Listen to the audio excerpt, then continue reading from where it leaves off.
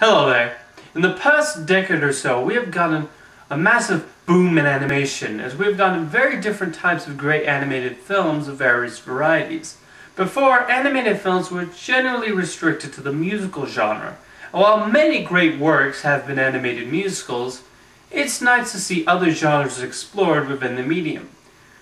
We have also seen computer animation become a major force in the film industry as a means to tell a story, and Japanese anime has found a larger audience in the rest of the world. The main person who has had a major influence on this new wave is John Lasseter, the head of Pixar Animation Studios and the current Chief Creative Officer of Walt Disney Animation Studios. But how did he come to be the leader in the current animation revolution? Let's take a look at his career and why he has reached this point.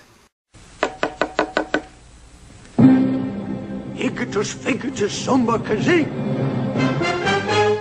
I want your attention, everything. We're packing to leave. Come on, let's go. No, not you. Books are always first, you know. John Lasseter has always had a fondness for animation, particularly the works of Chuck Jones and Walt Disney. But it wasn't until a screening of The Sword and the Stone that he really felt inspired and decided he wanted to become an animator. After studying at CalArts, he was hired by Disney Animation around the time the 9 old men were starting to retire and joined the new generation of animators at the studio. His most notable contribution at the time was animating the famous bear fight scene in The Fox and the Hound with Glen Keane.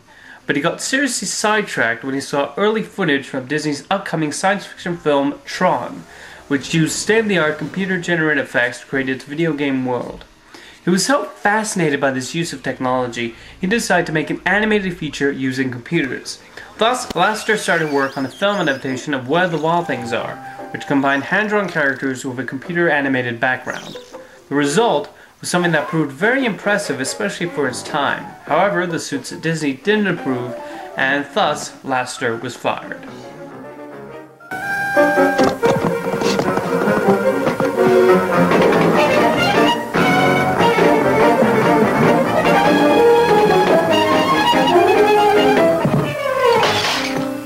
He was later hired at Industrial Light and Magic under their new CGI division, where he helped create the famous stained glass night effect in Young Sherlock Holmes.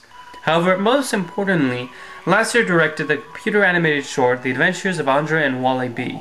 And though the animation seems limited today, the fact that this was made back in 1984 is really outstanding and a major breakthrough for its time. After George Lucas sold the division to Apple founder Steve Jobs, it was renamed Pixar, and that is where our story really begins. In 1986, Lasseter created a short titled Luxo Jr. that did something truly amazing with the then simple computer animation program. The film managed to take lamps without faces and voices and gave them actual emotion and expressions in an entire story. It was funny, sweet, and made a major splash with the computer community and becoming the first CGI short to be nominated for an Academy Award. The next 3 years, while Pixar was struggling as a computer software company, Lasseter continued directing shorts with Red's Dream, Knick Knack, and the Oscar-winning Tin Toy. In the early 1990s, Lasseter was continually asked by the new management at Disney to come back, but he decided to stay with the upstart company. Finally, he decided to pitch to the studio the idea of making a half-hour holiday special starring Tin Toy. However, executive Peter Schneider told him that if he could do a 30-minute short, he could make a full-length feature. Thus, production started on what would be the first full-length computer-animated feature, Toy Story, by the group of toys who come to life and actually dared not to be a fairy tale musical. However, this proved to be more tough than expected. Not necessarily because Lasseter was working on a longer running time, but rather because the story wasn't really working. Following Jeffrey Katzenberg's notes, the characters came off as very unlikable, and the early storyboard reels proved to be torturous to watch. Toy Story came very close to shutting down, but Lasseter and everybody else at Pixar decided to ignore the executive notes and go on and make the film they wanted to make. Thus, the film was completed on time and was released to massive acclaim and success. Toy Story did not just appeal to audiences because of its impressive animation, but because of the story and endearing characters. Lasseter and his team of animators and writers managed to take plastic playthings and had them feel real, and its excellent combination of humor and emotion was a trademark that will continue to appear in all of Pixar's future productions. Toy Story completely defied expectations, turning into the most successful film of 1995 and becoming the first animated film to earn an Oscar nomination for Best Screenplay. John Lasseter had finally succeeded in taking computer animation to the next level and directed what would instantly become a classic that could sit alongside the best Disney films. We've got trouble!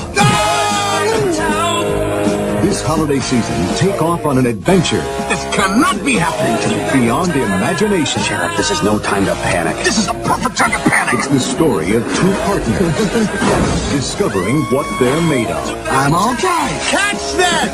I got it, Woody. Next stop, Andy. To infinity and beyond! Boys are back in time. Toy Story. Look out! Buzz, will you get up here and give me a hand? The boys are back in town. That's very funny, Buck. This is serious! With the success of Toy Story, anticipation was high for what Pixar would deliver next, and they succeeded wholeheartedly with A Bug's Life, an epic of miniature proportions.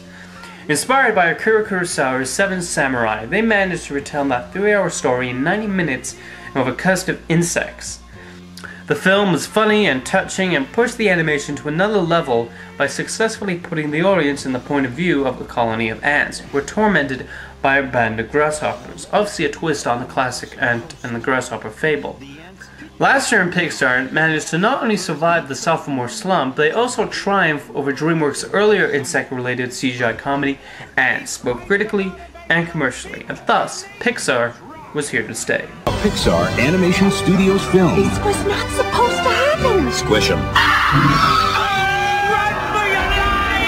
An epic. I think I'm going to bed myself. Okay. Of miniature proportion. We don't serve grasshoppers for the colony and for oppressed bugs everywhere.